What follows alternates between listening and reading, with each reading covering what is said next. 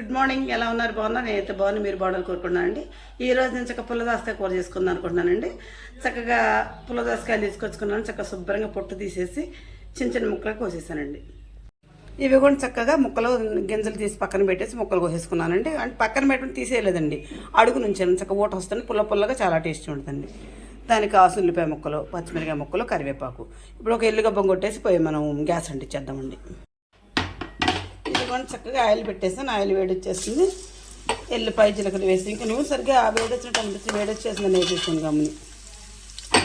అసలు బాగా కాకొచ్చిన పిడిసాం అనుకోండి, సరే అనుకుంటే చక్క మంచి కమ్మటి వాసన వచ్చేస్తుంది. ఎమ్మట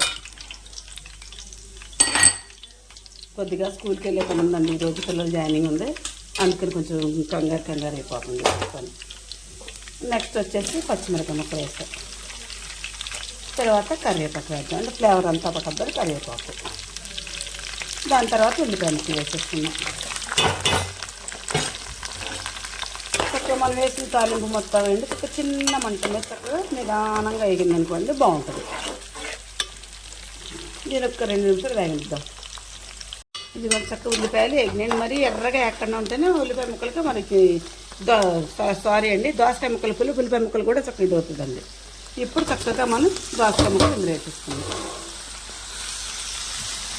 చక్కగా చిన్న మంట మీద మంచిగా మగ్గనిచ్చుకోవాలండి. ఫస్ట్ వేదండి, ఫస్ట్ తీసుకున్న కొద్దిగా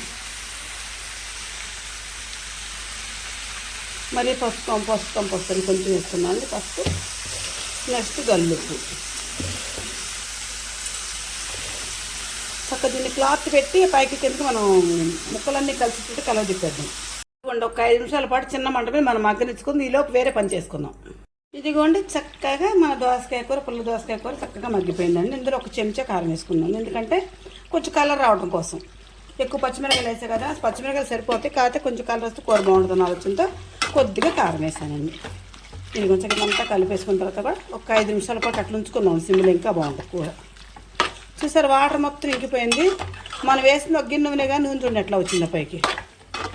నేనైతే దోసకాయ కూర ఈ విధంగా చేసుకుంటానండి. నేను చేసే విధానం మీకు నచ్చితే నాకు ఒక లైక్ ఇవ్వండి. Please subscribe.